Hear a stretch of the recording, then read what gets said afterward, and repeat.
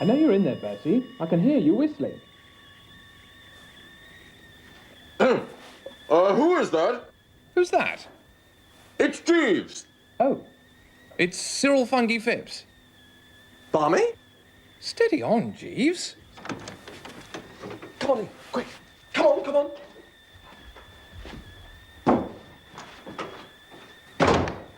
Most extraordinary thing. I was talking to your man Jeeves a second ago. No, it was me. Oh, he said he was Jeeves. No, it was me. I was pretending to be Jeeves. Oh, I see. Jolly good. Why? Well, I don't want my Aunt Dahlia to know that I'm here. I had a bit of a set to down at her place.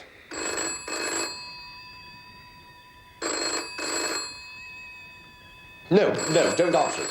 I wasn't going to. No, you see, she'll be regretting it now. She'll be begging me to come back and sort things out. No, answer it. Pretend to be Jeeves. How? Oh, just sort of say you're Jeeves.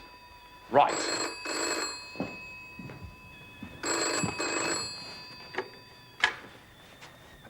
Mr. Wooster's residence? Where is Mr. Wooster? He's not at home, sir. I'm Jeeves. What do you mean, you think not? Oh. Well, who was it?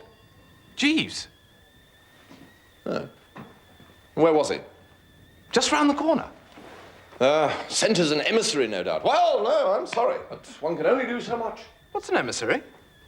It's something that's sent. So what are you doing here, Barmy, anyway? Nothing really. Just came in for a smoke. Hope you don't mind. No, smoke away, Barmy. Smoke away.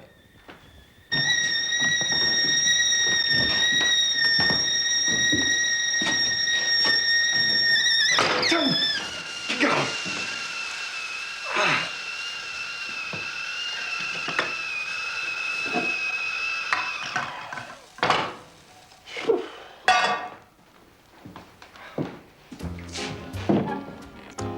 Barmy, when you said you'd come in for a smoke... I can't smoke at the drones at the moment. It's awfully pros, you see. We've got to bet on how long we can go without smoking. My doctor says it's better for me anyway. Good morning, Mr. Funky Phipps. Morning, Jeeves. Mr. Wooster? Morning, Jeeves. I'm just making some tea. Really, sir? Perhaps I could be... No. I may as well do it now that I've started. No, I've got quite used to looking after myself. It's surprising, is it not, sir, how much one can assimilate in a day? Now, Jeeves, it says here it's best to use soft water, but that after boiling it may again become hard. Well, I mean, that's ice, isn't it? And now it says here that yes, that's right, 1 teaspoonful per person and 1 for the pot. Well, I mean, what does the pot get one? If you'll allow me, sir. Cup of tea, Barmy? Love one.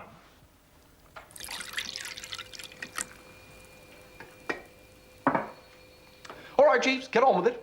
Sir? It is obvious to the meanest intelligence, Jeeves, that you have been dispatched here by my esteemed Aunt Dahlia to plead with me to come back to Brinkley. Same old emotional quagmire down there, I suppose. Yes.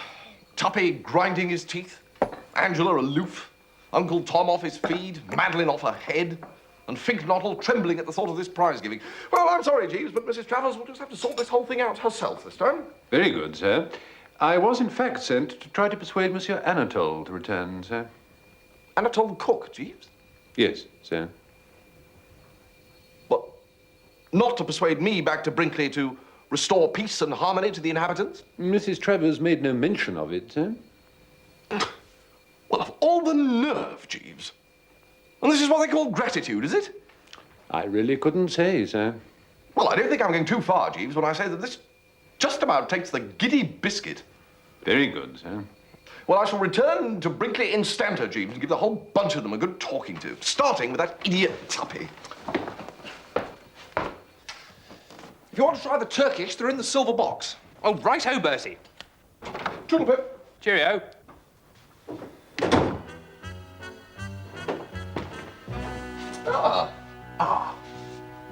You're not going out, are you? I am, Wolfie. How can I help you? Well, I wanted to have a smoke. Say no more, Wolfie. My house is your house. I've got this bet on with Barmy. No need to explain a thing. If you want to try the Turkish, they're in the silver box.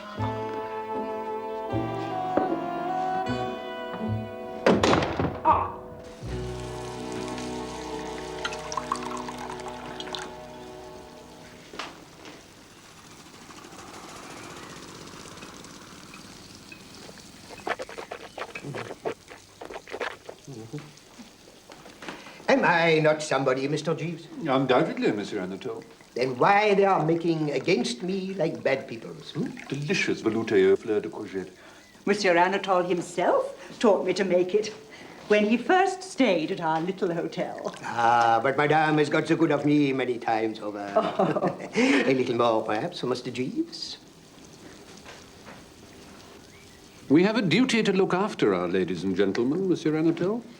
Look after? Am I the nursey? Am I the Nancy for the kiddies? No, this is not kiddies. No, no, no, no, no. Kiddies is nice. Kiddies is not stopping with the eats. Kiddies is not saying to us, a chap, poof, we not like you no more. We not eat your combustibles. Since time immemorial, Monsieur Anatole, it has fallen to the Gallic races to bring civilization to the rude northerly provinces of their empire. It's true. Anatole is civilian. Anatole is nice. It hasn't always been easy. Sometimes it has seemed impossible. But Up to the time she went to Cannes, Angela loved me, you'll admit that. Oh, indisputably. But when she came back, she was just looking for an excuse to get rid of me. No, no, no. What would you want to get rid of you for? Well, obviously, during those 2 months, she's transferred her affections to some foul blister she's met out there. No. Well, I'll tell you one thing, and you can take this as official. If ever I find this slimy snake in the grass, I propose to take him by his beastly neck, shake him till he froths, and then pull him inside out and make him swallow himself. All right? My dear Tuppy, during those 2 months on the Riviera, it so happens that Angela and I were practically inseparable. If there had been somebody nosing around, I should have spotted it in a second. I see. So, no mixed bathing and moonlight strolls? No. Well, only with me. It was quite a joke at the hotel. But then I've always been devoted to Angela. Really? Oh, yes. When we were kids, she used to call me her little sweetheart.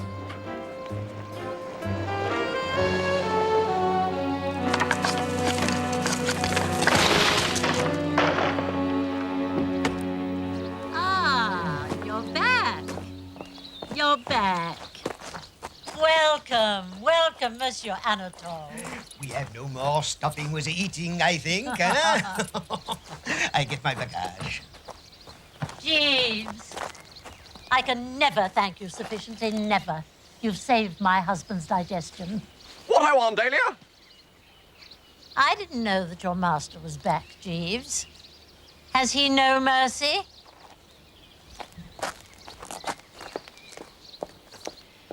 Jeeves, suppose that you were strolling through the illimitable jungle and you happened to meet a tiger cub.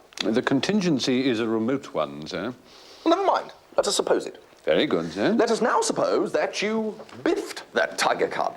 And let us further suppose that word reached its mother that you've done so. Now, what would you expect the attitude of that mother to be? In the circumstances, I should anticipate a certain show of disapprobation, sir. Yes, very good, Jeeves. Very well put. Now, let us suppose that recently there'd been some little coolness between the tiger cub and the tigress. I don't know, for a day or two, perhaps they'd not been on speaking terms. Now, do you think this would make any difference to the vim with which the latter would leap to the former's aid? No, sir. No. Ah, well, here then, in brief, is my plan. I will draw my cousin Angela to one side to a secluded spot, and I shall roast Tuppy properly. Roast, sir? Disparage, knock, decry, denounce. I shall be very terse about Tuppy, giving it as my opinion that in all the essentials, he is more akin to a warthog than an ex-member of a fine old school. And what will ensue? What indeed, sir? No, that was one of those, what's-it questions. Rhetorical, sir? Right, yes. Now, hearing him attacked, my cousin Angela's heart will become as sick as mud. The maternal tigress in her will awaken. And no matter what differences they may have had, she will remember only that he is the man she loves, and she will leap to his defense. And from there to falling into his arms is but a step. So, how do you react to that, Jeeves? The idea is an ingenious one, sir. Well, we Woosters are ingenious, noted for it. And if one thing gives us the pip, it's the sight of two loving hearts being estranged. I can readily appreciate it, sir. Now, I'm not speaking without knowledge of the form book, you know, on this one. I've tested this theory. Indeed, sir. Oh, yes. And it works. I was standing on Eden Rock in Antibes last month, and a girl I know slightly pointed to this fellow diving into the water and asked me if I didn't think that his legs were about the silliest looking pair of props ever issued to a human being. Well, I agreed that indeed they were, and for perhaps a couple of minutes, I was extraordinarily witty and satirical about this bird's underpinnings. And guess what happened next? I am agog to learn, sir. A cyclone is what happened next, Jeeves, emanating from this girl. She started on my own legs, saying that they weren't much to write home about, and then she moved on to dissect my manners, morals, intellect, general physique, and method of eating asparagus. By the time she'd finished, the best that could be said about poor old Bertram was that, so far as was known, he hadn't actually burnt down an orphanage. The most illuminating stories, eh? No, Jeeves. You haven't had the payoff yet. Oh, I'm so sorry, sir. The structure of your tale deceived me for a moment into thinking that it was over. No. The point is that she was actually engaged to this fellow with the legs. They'd had some minor disagreement the night before, but there they were the following night, dining together, their differences made up, and the love light once more in their eyes. And I expect much the same results with my cousin Angela. I look forward to it with lively anticipation, sir.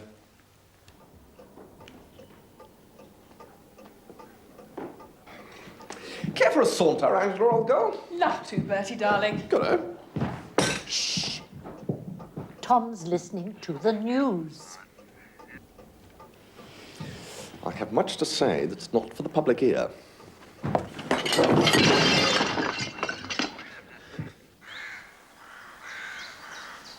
Bertie, darling, this grass is awfully wet. It'll ruin my shoes. Well, put your feet on my lap. All right. You can tickle my ankles. Right. Now, Angela, what about you and Tuppy? Is it true what I hear, that the wedding bells are not going to ring out? Yes, Definitely over, eh? definitely. Well, if you want my opinion, it's a bit of goose for you, old girl. It's a mystery to me how you stood this gloss-up for so long. Is that an animal in the bush over there, Bertie?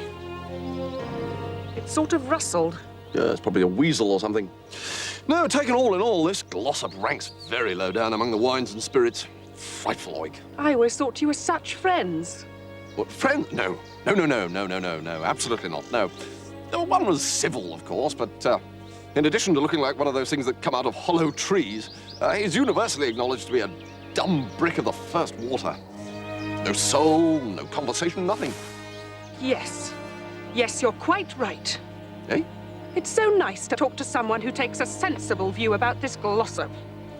Well, He's conceited and opinionated. He drinks too much, eats too much, and I don't much like the colour of his hair. I'm going in. Goodbye, Bertie. So! Ah, Tuppy, old chap. So! Been here long? Long enough.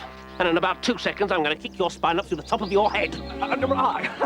Yes. I think I know what's on your mind, Tuppy. If you were in those bushes during the conversation with the recent Angela... I was. You were, right, good. Yes, well, we won't go into the ethics of the thing. Eavesdropping, some people might call it, a bit un-English, Tuppy, I think you must admit. I'm Scots. Really? I didn't know that. I'm going to kick you. Look, Tuppy, it was a plan. What are you talking about? Well, if it wasn't a plan, why would I knock you to Angela? Because you're in love with her yourself. I rest my case. What? No! Someone stole her from me in Cannes. You told me yourself she was with you all the time and hardly spoke to anybody else. Now, Tuppy, look, you've got this all wrong, and I can prove it. During that sojourn in Cannes, my affections were engaged elsewhere. What? My affections engaged elsewhere during that sojourn. Well, who was she? My dear Tuppy, does one bandy a woman's name? Oh, one does if one doesn't want one's bloody head pulled off. Right, well, yes. Well, obviously this is a special case. Madeline Bassett. You're in love with that weird gourd helper's Bassett? Well, I don't think you should call her a weird gourd helper, Tuppy. Odd in some of her views, perhaps. One does not quite see eye to eye with her in the matter of stars and bunny rabbits, but not a weird, God help us. And you stick to it that you're in love with her? It is not 24 hours since she turned me down. Turned you down? Like a bedspread, in this very garden. So you'll readily see that I can't be the chap, if any, who stole Angela from you in Cannes. Well, because your affections were engaged elsewhere? During that sojourn. Oh, I see. All right, then. Sorry to have troubled you.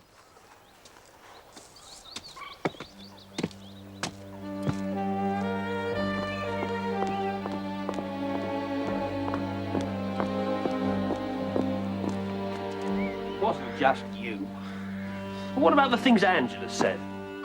Well, she obviously spotted you in those bushes and was just talking to score off you. She adores you, Tuppy. She worships the ground you tread on. Bertie, if you should see Mr. Glossop, perhaps you would give him these. It's nearly 6 o'clock and he hasn't eaten a morsel since tea. Oh, I know. I'll put them down here. They'll be easier for him to reach.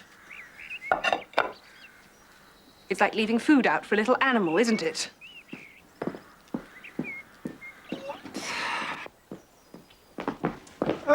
Angela? How still and peaceful everything is.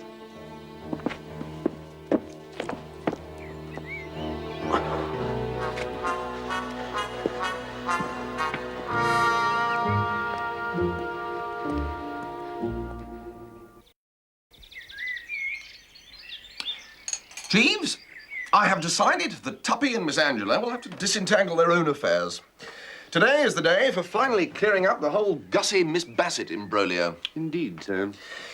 Where we've been falling down in the past is in not keeping it to the forefront of our minds that in Gussie Fignottle what we are dealing with is a poop. A sensitive plant might perhaps be a kinder description, sir. A poop, Jeeves. And what's more, a poop who drinks nothing stronger than orange juice. I was not aware of that, sir. Oh, yes, Jeeves, I've had it from his own lips. Whether from some hereditary taint or because he promised his mother he wouldn't, Gussie Fignottle has never pushed so much as the simplest gin and tonic over the larynx.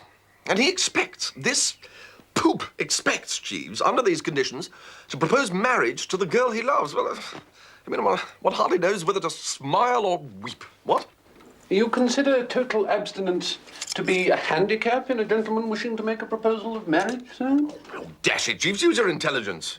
Were it not for the juice of the grape and the grain, weddings would be a thing of the past. Proposals but a dim memory. Without it, Jeeves, we babble.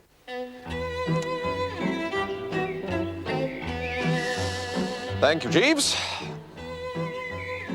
Only active measures promptly applied can prevent this poor poop Fignottle from babbling about newts again.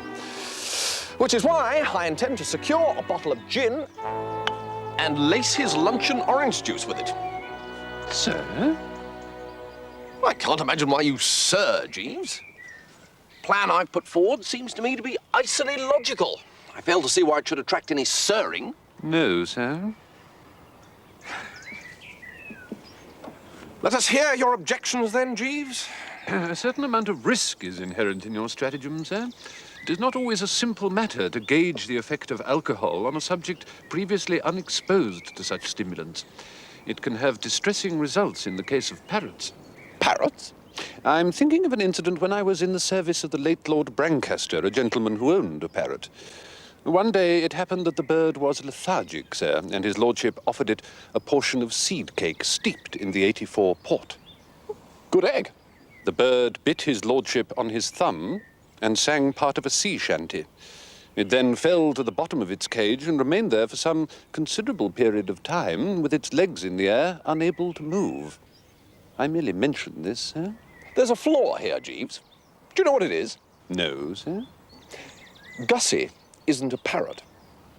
True, sir, but... No more discussion, Jeeves. He's a poop. Very good, sir.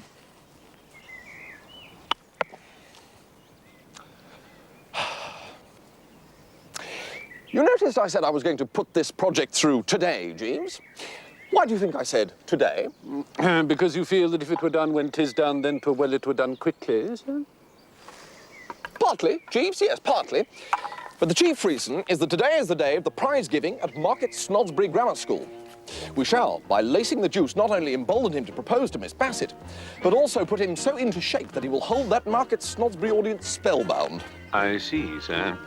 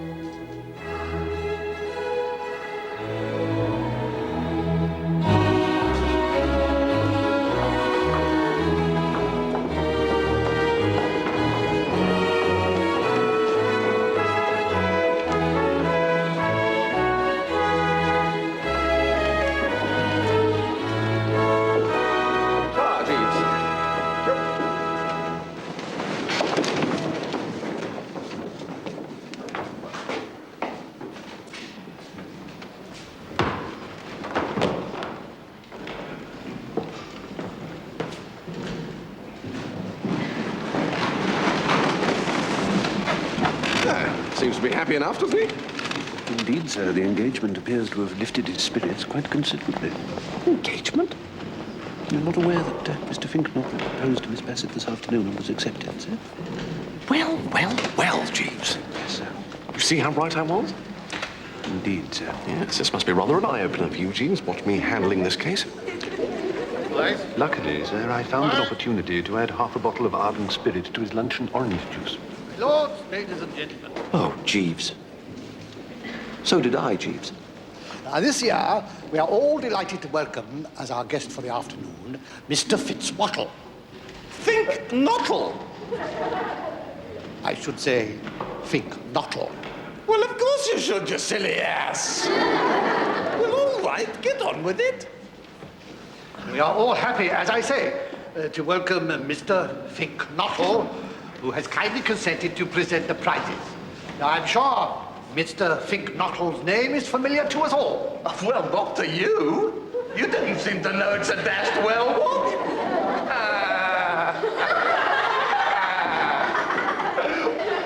I go. Push on. Speech. Speech? Boys! No, I mean, ladies and gentlemen and boys. It's a beautiful world, boys and girls, ladies and gentlemen, lords and things. I mean, the sky is blue, the birds are singing, there's optimism everywhere. And why not, girls and ladies? I should like you all to be upstanding and give 3 cheers for this beautiful world. Up you get. Hip, hip, hooray! Hip, hip. Hip, hip! Hooray! All right, sit down, sit down. Now, anybody who says this isn't a beautiful world doesn't know what they're talking about. You see, if there's one thing in the world I can't stand, it's a pessimist. See, a pessimist is a man who... Why, hello, Bertie. I didn't know you were here. Now, there's an instance of what I mean. Ladies and... what's it? Take a good look at that object sitting there at the back. Morning coat, trousers is worn, moldy rosin buttonhole, you can't miss him. I despise that man, women and children. And shall I tell you why? Eh? Because he's a... I think, Mr. Finknottle, as time is getting on, I think perhaps we ought to commence the prizes. Oh, it's you. That's the prizes. Yes, righto. Might as well be shoving along with it. What's this one? Spelling and dictation, P.K. Purvis. Spelling and dictation, P.K. Purvis. Forward, P.K. Purvis. PK Purvis? Yes, sir. It's a beautiful world, PK Purvis. Yes, sir. Ah, you've noticed it, have you? Good. You married by any chance? No, sir. Get married, PK Purvis. It's the only life. Yes, sir. Good boy.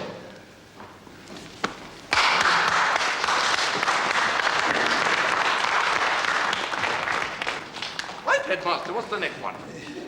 G.G. Simmons, scripture knowledge. G.G. Simmons, scripture knowledge. So, you've won the scripture knowledge prize, have you, G.G. Simmons? So, yes, sir. Yes. You look just the sort of little tick who would. And yet, how are we to know that you came by it in an open and above-board manner?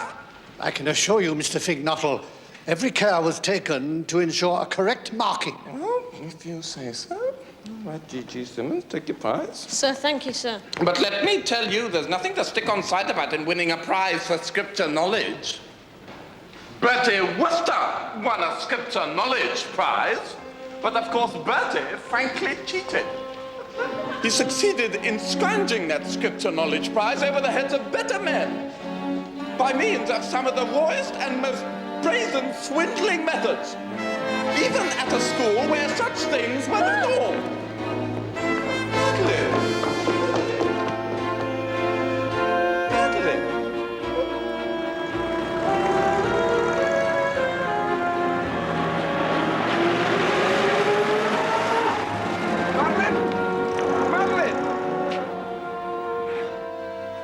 You will not be surprised to learn, Jeeves, that Madeline and Gussie are no longer engaged after the fiasco of the prize giving. Was there much more after I left? No, sir. Mr. Finknottle's inflamed cerebral condition brought about an early closure. He returned to the theme of Master G.G. Simmons and his Scripture Knowledge Prize, hinting at systematic cheating on an impressive scale. He even went so far as to suggest that Master Simmons is well known to the police. Oh, golly. Yes, sir. Not our finest hour, Jeeves. No, sir. Door, Jeeves? Yes, sir. That may be Mr. Finknottle now. Oh, it's not you. Hello, Tuppy. Mr. Glossop. If you'll excuse me, sir. You remember what I swore I'd do to the chap who stole Angela from me? Well, as nearly as I can recall, you were going to pull him inside out. And make him swallow himself, correct. Well, the programme holds good for the newt bloke. The newt bloke? Gussie? The serpent Finknottle. But Gussie loves Madeline Bassett. You can't all love this blasted Bassett. It astonishes me how anybody could love her. No, Finknottle loves Angela and she loves him. Oh, that is absurd. Absurd, is it? Well, then perhaps you'll kindly explain to me how she happens to be engaged to him. Engaged? Tuppy, you could knock me down with an F. There must be some mistake. There is. The snake Finknottle's just made it.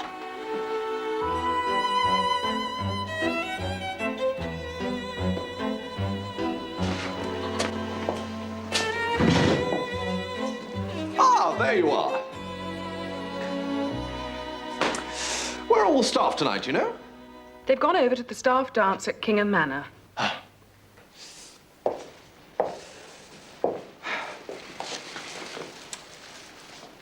So, it appears that you've gone and got engaged to the Gussie. Quite right. We're in love. Oh, come now, Angela.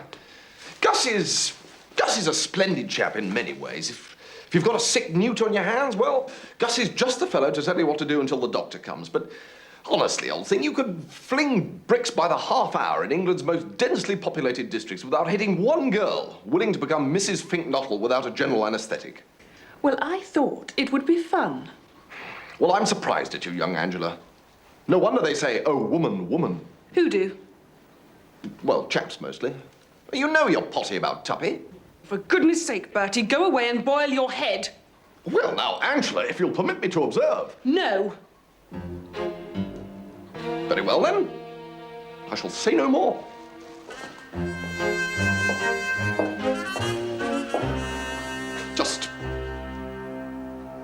Tickety-tonk. I say, Jeeves, do you know what's happened? Mr. Finknottle has got himself engaged to my cousin Angela. Gentlemen who are discarded by one young lady are apt to attach themselves without delay to another, sir. It is what is known as a gesture. My Uncle George... Oh, never mind your Uncle George, Jeeves. No, sir. Save him for the long winter evenings, eh? Just as you say, sir. We must concentrate on rescuing Gussie. Go forth and scour the neighbourhood. I don't think that will be necessary, sir. Mr. Finknottle is here. Mr. Finknottle, sir? Gussie? Is that door locked? Yes, sir. Let me in, blast you! Who's on this door? What's going on? Are you in there? What do you think you're doing? Listen, if you don't open up, I'm going to jolly well break this door down! Wooster! Wooster! Right! Why was that door locked? Is one to have no privacy, Glossop? I instructed Jeeves to shut the door because I was about to disrobe. There, you see? Thank you, sir. Thank you, Jeeves. But I heard his snaky little voice. Well, I intend to search this room from end to end. And if he is here, you better say goodbye to him quickly and order your lilies.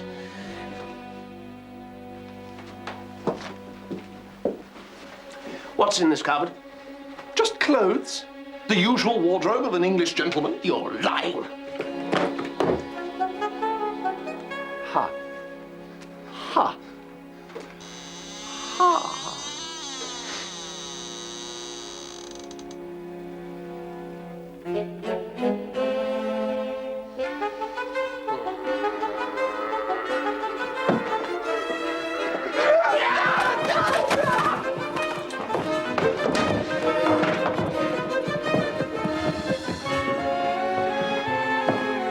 Jeeves, this is all getting a bit thick.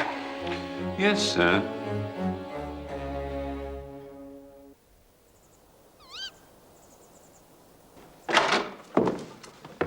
Ah, hello, Aunt Dahlia. Bertie, give me a drink. Anything, so long as it's strong. Approach Bertram along those lines, Aunt Dahlia, and you catch him at his best. Attila. That's the name, Attila the Hun. Eh? I've been trying to think all through dinner what it was you reminded me of.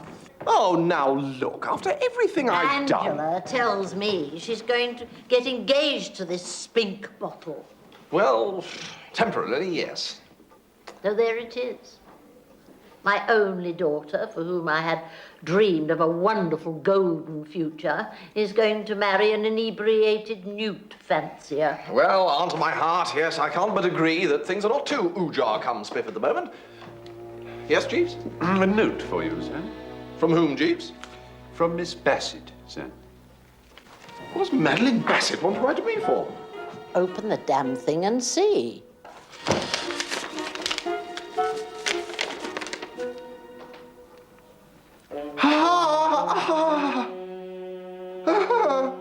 Will you stop that? You don't understand. Madeline Bassett says she's going to marry me. Well, I hope it keeps fine for both of you. I hope you won't take it amiss, sir, but I've been giving some attention to what might be called the amatory entanglements at Brinkley. It seems to me that drastic measures may be called for. Oh, drastic away, Jeeves. The prospect of being united for life with a woman who talks about little baby bunnies fills me with an unnamed dread. Supposing, sir, that in the middle of the night the fire alarm bell were to ring. Oh, not the fire alarm thing again, Jeeves. Yes, sir. As I see it, sir, the occupants of the house would suppose that a conflagration had broken out. Oh, possibly, Jeeves, possibly. Whereupon, if I'm not mistaken, Mr. Glossop would hasten to save Miss Angela, while Mr. Finknottle would perform the same office for Miss Bassett. Huh? This is based on psychology, is it, Jeeves? Yes, sir.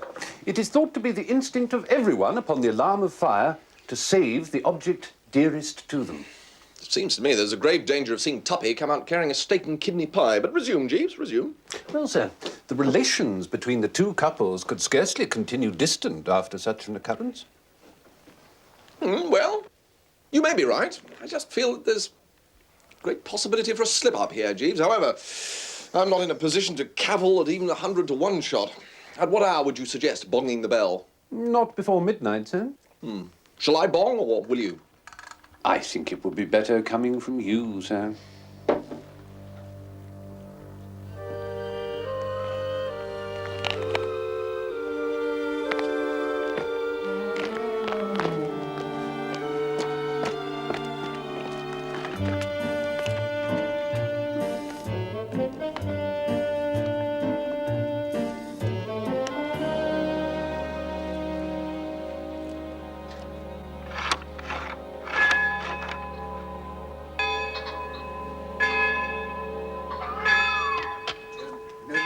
I'm not bothered. It's silly. It's the fire.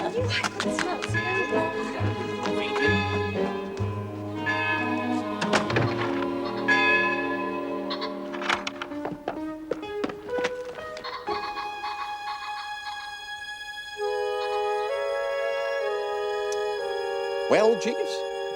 Sir? There's no good saying sir. Look around you. See for yourself. Your scheme has proved a bust. Certainly it would appear that matters have not arranged themselves quite as we had anticipated, sir. We, Jeeves? As I had anticipated, sir. I'm not blaming you, Jeeves, but after this, well, forgive me if I hurt your feelings, Jeeves. Certainly, sir. If you would pardon me for interrupting you, I fancy Mrs. Travers is endeavouring to attract your attention. Just step this way a moment, Attila, dear, if you don't mind. What-ho, Auntie? Well, Bertie, dear, here we all are. Well, quite. It was you, dear child, who rang the fire bell, was it not? I did sort of ring it, yes. Any particular reason? I mean, did you want something, or was it just a whim? I thought there was a fire. What gave you that impression, darling?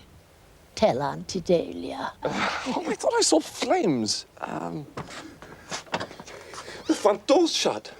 Somebody must have shut it behind them and it's locked. Then try another door. They're all locked. We could ring the doorbell. And who would you expect to answer it, dear? The servants have all gone to the dance at Kingham, and Mr. Seppings no doubt took the key of the back door with him. We can't stop out here all blasted night, blast it. If Seppings has taken the back door key, why doesn't one of us take one of the cars, drive over to Kingham and get it from him? That's the first sensible suggestion I've heard all day. It's locked. That's locked too. Well, that's absolutely wonderful. They're all locked. Did you cough, Jeeves? Yes, madam. Is it influenza, or have you got an idea? Well, forgive me, madam, but it did occur to me that perhaps one of the gentlemen might be disposed to bicycle to Kingham Manor and procure the back door key from Mr. Seppings. Jeeves, you are wonderful. Thank you, madam. Attila! Well, I haven't ridden for years. Well, you'll soon get the knack, once you've taken a toss or two. But it's miles to Kingham. 9 miles. And 9 miles back? And 9 miles back. But it's dark. What if I barge into something? I'll come a frightful cropper. Good. Very well, Aunt. So be it.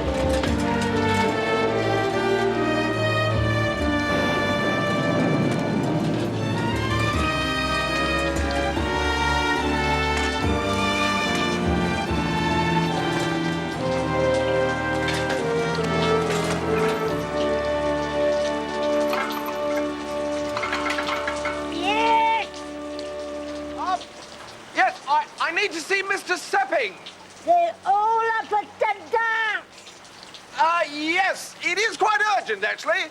I can try and telephone him with the telephone. Yes, if you would.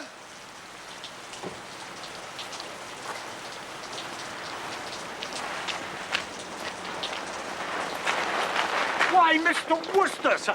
Seppings, I need the key of the back door. Oh, well, Nessie's I left it with Mr. Jeeves. Jeeves? He said he wanted to walk in the garden before retiring for the night. He was going to leave it on the kitchen windowsill for me. Mr. Wooster?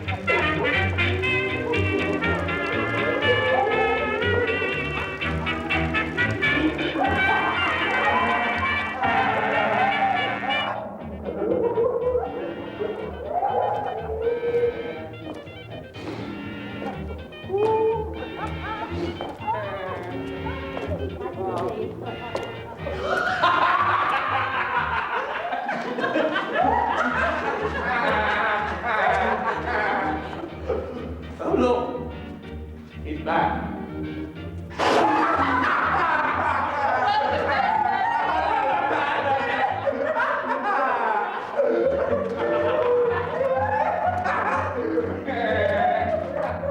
What on earth is going on, Jeeves? House seems positively awash with joy and laughter. It's gratifying, isn't it, sir? Oh, come now, Jeeves. I fear I've not been entirely frank with you regarding the fire bells. I never anticipated that it would of itself produce the desired results. I'd intended it merely as a preliminary to what I might call the main business of the evening. You gibber, Jeeves. Explain yourself. It occurred to me that were you, sir, to be established as the person responsible for the ladies and gentlemen being forced to spend the night in the garden, everybody would take so strong a dislike to you that in this common antipathy they would sooner or later come together. And such proved to be the case. After your departure on the bicycle, the various estranged parties agreed so heartily in their abuse of you that the ice was broken. And when I informed the ladies and gentlemen that I had found the key, and it was borne in on them that you were having that long ride for nothing, and there was a notable lessening of tension. Oh, there was there? Of course, the rain was a bonus. Of course.